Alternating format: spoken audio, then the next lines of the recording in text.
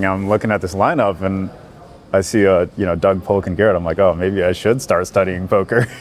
This might be bad for me, right? Yeah. It's the PokerNews Podcast. Ladies and gentlemen, welcome to the PokerNews Podcast. I'm Chad Holloway, joined by a very special guest, somebody I'm excited to chat with. Top of my list this summer, Alan Keating. Thank you for taking the time. Happy to be here. It's an exciting day at the World Series of Poker. I know before you were chatting with me, you got to do the WSOP Countdown show with Jeff, David, and those guys. What was that like? Well, I'm impressed. I mean, there's a lot of resources the World Series of Poker is committing to this year and developing. The stages are much bigger. The shows are, far more impactful, and they're professionals. So I'm a fan. I love it, and I was excited to be invited. Yeah. I'm going to ask, are you playing it all this summer? I know you were going to play the 25K heads up, but... Yeah, something happened there. No, I'll play the 50K. I have a couple friends coming in town for that. So, maybe you can give me some advice. Everyone says to late reg, but then I feel like I have no chips. Yeah, I mean, that is a very popular thing, and it's a hot topic in the tournament poker world because so many people are doing it, but I take your point. I guess it's just higher variance, but you like to play high variance sometimes, at least in the cash games.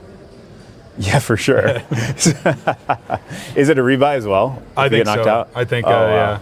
So, it'll be exciting to see you in the tournament streets. Is it true, because of the 25K heads up, that you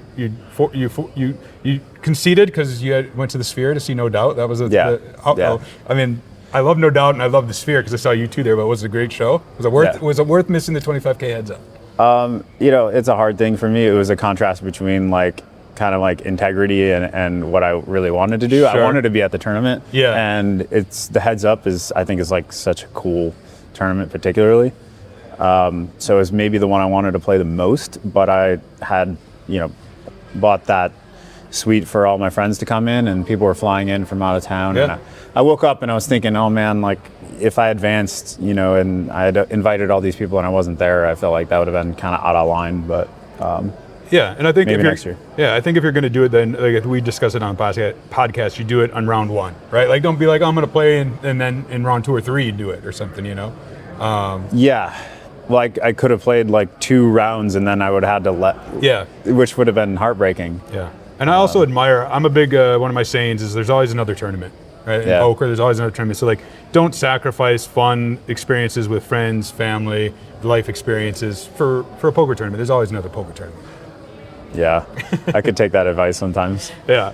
I was thinking back about the first time I kind of ever met you, and if I recall correctly, I was invited by a friend in Vegas when you were living here in the Panorama Towers to play Ultimate Werewolf, which is still popular in the poker world, but back then was all the rage. And you used to host these fantastic Ultimate Werewolf parties, get-togethers. Yeah, that was tons of fun. It was. We'd make all kinds of new friends, and so we had groups between 15 and mid-30s on the far end.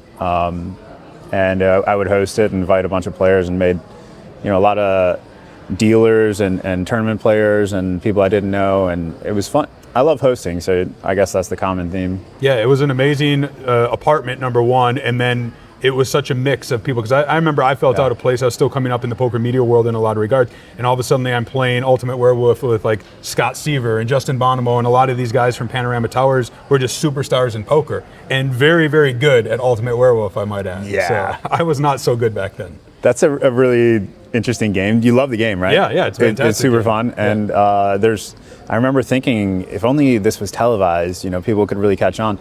And now there's that show on Peacock. Yeah, the Traitors. Yeah. Wow, what a show. It's so similar. A little fact, I applied for the first civilian season of the Traitors and got a few steps into casting. And then it didn't come together, unfortunately, but that would have been a lot of fun. Wait, did they tell you that you... they tell you it was a no eventually. No, so you just don't hear back is basically how it works with a lot of these. But I filmed with a casting director a kind of highlight video that they were then taking to the producers and the network to present to me as an option, I guess. And then I didn't hear anything, which, it's It'd be great to see you on there. would have been fun. I'm hopeful that I'll get on a show one of these days. And I want to ask you though, is that something you would ever do? You know, we've seen like Garrett Adelstein do Survivor and Hold others. on, I wasn't going to tell you. I did the exact same thing. Yes? Yeah, I did. I did like the whole video and recording and all that. I think there was a producer that DM'd me on Instagram, and I was like, you know what? Like, I freaking love this show. Yeah. I'd love to do it, but they also didn't pick me. So, Well, it begs the question of, would you, if you did get on, would you have wanted to be a traitor or a faithful? you know, the disadvantage. There's both are great, but I agree. the disadvantage with faithful is you just have that risk of being murdered every night, Yeah. and it's just not fun. You're right. You know, it's heartbreaking and out of your control. Yeah. So probably traitor. I said the same thing, like because they asked that, and I was like, you know, I think I'd have to go with the traitor, even though I think my skill set is more for a faithful in terms of like, you know, my spidey sense on people. You I are think is a really faithful. good. Yeah, You are a faithful. I could make a good traitor, I guess. He's a faithful. For And sure. can you imagine a world where we both would have gotten cast, and all of a sudden we pull up on the castle in Scotland, and I'm like, You know, like, they asked you this. I'm sure they said, you know, do you have anyone that you would like to go with? They asked you that, right? Yeah. We should have said each other. Yeah. We didn't know we were both applying or in the process. Maybe some casting directors out there right now, and like, we need a couple poker guys for this next show. So They make good contestants. I saw Yeah. that Kevin Martin was on Traitors Canada. Yep. And he was a great addition. Like, he was really good for the show. yeah, he's won Big Brother Canada, and he's like a Canadian reality TV superstar. He just did his Poker Wars thing. Yeah. Stephen Jones Jr. was just on Squid Game, the challenge, and finished Yeah. third in that one too. So some momentum for poker players in reality TV. Yeah, of course. It's a good addition. Also, Robbie was in the show too. Yeah. The Anonymous. The Anonymous. Yeah, that was good. Let's talk about you're going to play a little bit here this summer, but let's talk about, you mentioned the set. One thing that they're doing here is bringing Hustler Casino Live, essentially, to the WSOP. Yeah. A lot of that lineup is here, the high-stakes cash games. The $1 million cash game is coming up here. What's it like, in your opinion, from kind of the game shifting from LA to here, at least temporarily for the summer?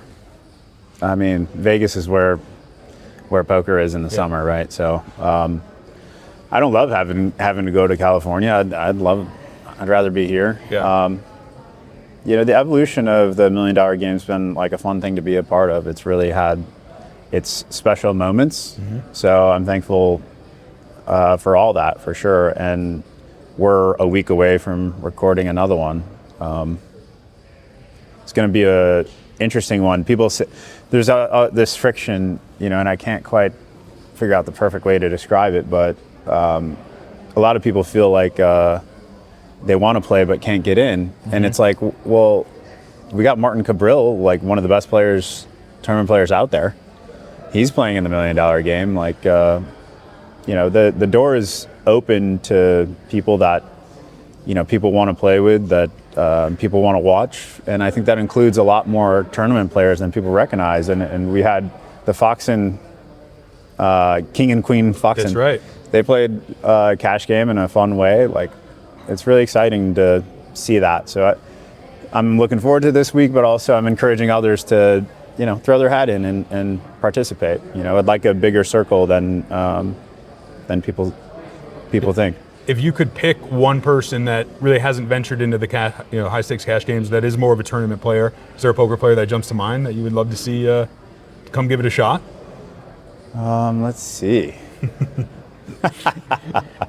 I don't know. I think, Hellmuth has played in his fair share of things, I guess, but I'd like to see him step up his game in that regard a little bit more. Okay, that's an interesting one, because he said he was going to play in the $1 million game. Just like he said, you know, he's not playing the main event. Yeah, right. He did. It's kind of the same kind of promise. There's a story there between a tournament player at a cash game, and he's maybe the most polar ends of both of that. So watching it run into each other, you know, is pretty interesting sometimes. Maybe you'll have to go, because he does have his Hellmuth home game, which is a live streamed, filmed cash game. Yeah. Maybe you'll have to just go and bust up his home game a little bit. Well, I'll be fair with you. I'm not traveling to Reno to hunt Phil Hellmuth in poker games. I had that conversation with him about it's not the easiest draw to get somebody to Reno. So I totally get that aspect. You did go, though, however, down to Texas, and we're talking about the people that fans would love to see play against each other. And I think we Yeah. got a dream matchup when you and Garrett Adelstein were on the same stream after all these years. Like, two of the Mount Rushmore of live streamed high stakes cash games. What was that whole experience like? I'm all for those matchups. Sometimes it's hard to bring them together for whatever reason, but the lodge reopening was something that I was passionate about showing up for. You know, Doug is, a very important part of the poker community, and he's done quite a bit by, starting the lodge, but also the lodge stream. And, it's really cool to have that occasion, to go over there and participate. And when I found out Garrett was coming, I'm looking at this lineup and I see Doug, Polk, and Garrett. I'm like, oh, maybe I should start studying poker. This might be bad for me, right? Yeah. But I was looking for a showdown, and when I saw the seat assignments, he was right on my left. Yeah. It almost felt like maybe one of those '90s gangsters movies where there's like carpet, plastic on the ground. Yeah. I'm like, did Doug set me up here? Like, what's going on, right? But the maybe the battle I wanted didn't materialize in any really big showdowns. He made a good fold on me with a pair of nines to avoid maybe losing a big pot once, but he also didn't really attack me the way that I was looking forward to. Even if he has position, I was still wanting to get in the streets. Do you find that when you play in some of these cash games that you'll have players that do come at you, make it their goal to come at you, or conversely avoid you? Yeah, and I do, I don't overthink it, but I do notice it sometimes. I know that other players are thinking if I'm there, more people are watching, and maybe it'd be a good clip to make a big move on me or something like that. There's a dynamic there. Yeah. For sure. But everyone's playing their own game. I don't think it's that big of a thing. Yeah. When it comes to poker, do you just prefer no limit hold'em? Do you like getting the PLO streets? Do you play, or do you have any desire to play mixed games? Not mixed games, not right now. I could see myself getting there later. I just have the learning curve would be a little bit steep, the amount of time it would take to learn it right now. I have two things kind of coming up right now. I'm starting my first venture fund, and I'm actually acting in a movie in this fall. So I have to learn how to act, and I have to learn how to manage other people's money. Those are pretty serious things. Yeah. So mixed, no. PLO, for me, the times I played it, a 9-person PLO, it felt like it's even tighter than Hold'em, or at least the Hold'em I'm used to, right? Sure. Blasting with the Jack 3 off and what have you. Yeah. You can't really do the no pair, no draw and show the bluff. Isn't this funny move that I like to do? Because even if they don't have the hand, they got other things that can make the hand. It just doesn't quite work out. But also if it's 9-handed, people are back raising aces and kind of trapping and trying to look for that overset. And maybe that's in my head or been my short experience, but I do like PLO maybe 5 or 6-handed. Okay. I think that's an interesting way to play. I just got to figure out how to look at all 4 of my cards at the same time. Yeah. I know that you just had a birthday the other day. Yeah. And I don't think you're quite there yet. Could correct me if I'm wrong, but Poker Hall of Fame eligibility is 40. I don't think you're quite 40 yet, right? I am now. And a day. 40 in a day. Oh, really? Yeah. Okay. Well, Poker Hall of Fame eligible. So one of the things about the Poker Hall of Fame we talk about all the time on the podcast is everybody says you got to have bracelets or a tournament resume, which for the most part is true in a lot of regards, but there have been others in the Poker Hall of Fame that have gotten in otherwise and through cash games. And I would argue, based upon your cash game success and prowess, and also being one of the biggest poker personalities in the modern era, which isn't easy to do right now, to mint new poker superstars, if you will. It is very tough. Yeah, and I feel like you've gotten there, or you've been there. And is Poker Hall of Fame something that you've thought about, strive for, or is it just, if it happens, it happens? I kind of got an eye. Like, I don't really want to be like craving external validation. I never thought it was possible. Sure. Until people started talking about it, maybe in the last year or something like that as a notion. And I was like, oh, wait, maybe it would be a cool thing to, like, a little feather on the cap. Maybe it would mean something to me, because I think maybe what people don't see is I'm putting like my heart and soul into like all these events I go to. Working with the producers, trying to think of new ideas to make every show as good as it can be.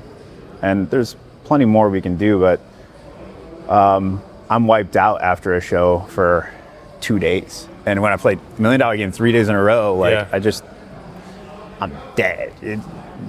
When you're playing 70 to 90% of hands, it's like, it's a lot for 10, 12 hours. It's like, it's hard to go to bed at night. It's hard to wake up. But I only mean it to say that, like, I don't know if they'll have me. It would be great to be in. I do understand that there's other things I could do that would make it easier to have me in. And in the meantime, I'm enjoying commentating on some of these shows and developing skills around media. I think it would be fun to engage with that. Maybe that would be another way that I could help get in there. Yeah, I think the commentary is a good way. You had vlogs going, very high quality vlogs, which were great. And I just think, like, look, I've been in the poker industry for going on 20 years now. This is my 18th World Series of Poker. Dealt with a lot of poker pros since then, and you've always been so pleasant to deal with. You've never told me no on anything, really. And then I see you with the fans as well. Literally walking over here to record this, a fan stopped you, asked for an autograph and a picture, and you were more than happy to oblige. And, like, I hate to say it, but not all poker players are as kind and as patient, especially in the middle of a busy schedule. So I don't know. I just think that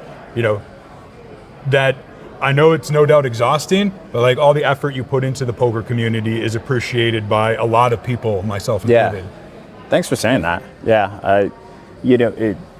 For people to have fans, I guess I just haven't fully metabolized. It's like, oh wow, they're making me feel great. Just to have created some moments in poker that other people, like, got really energized by or entertained, even in the slightest, is an honor for me. So, yeah. Well, it has been an honor for me to have you here on the PokerNews Podcast. And maybe when you do this movie and you can talk about it freely, maybe we can have another conversation. You can tell me all about that. See, I'm not as open. I'm not used to really telling what my plan is, because then, there's more pressure. But we're raising money for it right now. So there's a couple hurdles, but I think we'll get it done. Yeah, we'll look forward to it, and maybe one day see you on the Traitors or one of these shows. That would be great. All right, Alan Keating, thanks for taking the time, my friend. Yeah, absolutely.